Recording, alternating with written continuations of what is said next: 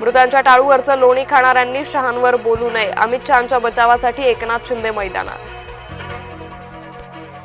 नाराज मुनगंटीवारांचा बॉम्ब हल्ला सुरूच, केवळ हुरडा खाऊन परतायला अर्थ नाही, महामंडळांना निधी मिळत नसल्यानं मुनगंटीवारांचा सरकारला घरचा आहे.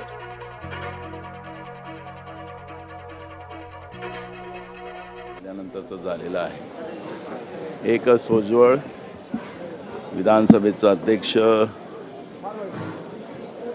लोकसभेचे अध्यक्ष, केंद्रीय मंत्रिमंडळ अशी अनेक पदं शिवराज पाटील चाकूरकरांनी निभवलेले आणि त्यांनी या राज्यासाठी आणि देशासाठी त्यांचं मोठं काम आहे.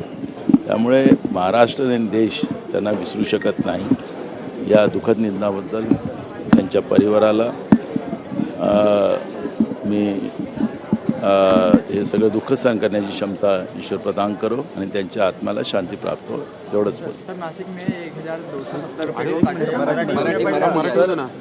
काल रवींद्र चव्हाण आणि एकनाथ शिंदे यांच्यात बैठक झालेली आहे आणि कुठेतरी महायुती म्हणून समोर जायचं आहे आणि असं देखील ऐकायला मिळतं की काही ठिकाणी NCPला मात्र बाजूला करायचं. NCP अजित पवार. मला त्यांच्या तीन तिघाडा काम बिघाडामध्ये काही मला प्रतिक्रिया द्यायचं काय कारण नाही आहे. जे काही अफवा उडवतात आहेत की आता आम्ही एकत्रित लढू वगैरे, हे एकत्रित लढतील की नाही लढतील ते येणारा काळ सांगेल. त्यामुळे त्यावेळेची प्रतिक्रिया आपण देऊ. पण यांच्यात काय भांडणं आहेत, काल आपण विधानसभेत पाहिलं की मुलांसाठी, शाळेत शिकणाऱ्या मुलांसाठी काही योजना मुख्यमंत्र्यांच्या नावाने सुरू झाल्या आणि काल त्याचा प्रश्न विधानसभेत दुसऱ्या क्रमांकाचा होता. तर BJPच्या आमदारांनी मंत्री दादा घुसे हे मुद्दामून ते योजना मुख्यमंत्र्याच्या नावाने ते करत नाही अशा पद्धतीचा आक्षेप घेतला गेला होता आणि त्याचं आपण सगळ्यांनी पाहिलेलं आहे. आणि मग दादा घुसेंनी सांगितलं की अर्थ मंत्रालय आमच्यासाठी काय काय आम्हाला त्रास देत आहेत, त्याच्यावरचं त्यांनी काल प्रतिक्रिया दिलेली आहे. हे विधानसभेतलं आहे, रेकॉर्डवर आहे. त्यामुळे या तिघांचा ताळमेळ काय आहे हे कालच्या त्या एका प्रश्नाच्या उत्तरामध्ये आपल्याला पाहायला मिळालेलं आहे.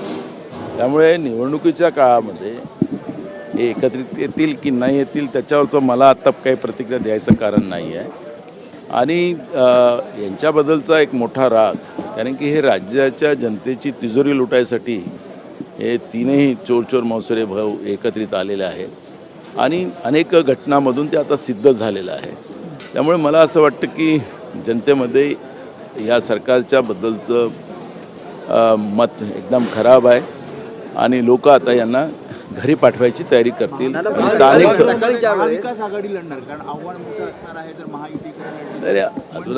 आम्ही अजून त्याच्यावर एकत्रित बसलेलो नाही आहे. आता आम्ही पहिल्या टप्प्यातल्या ज्या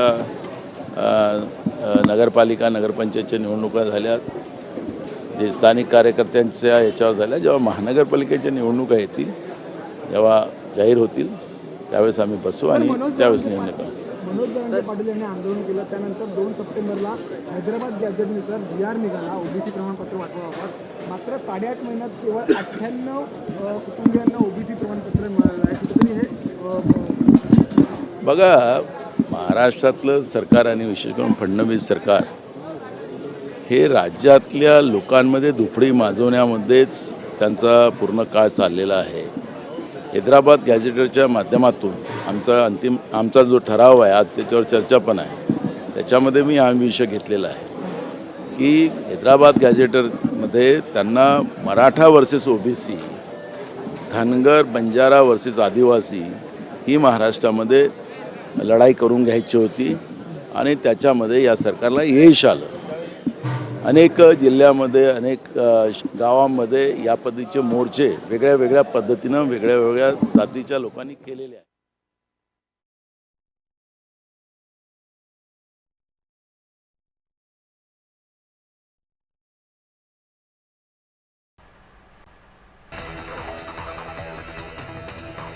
अतिवृष्टीग्रस्तांच्या मदतीवरून उद्धव ठाकरेंनी सरकारवर निशाणा साधला.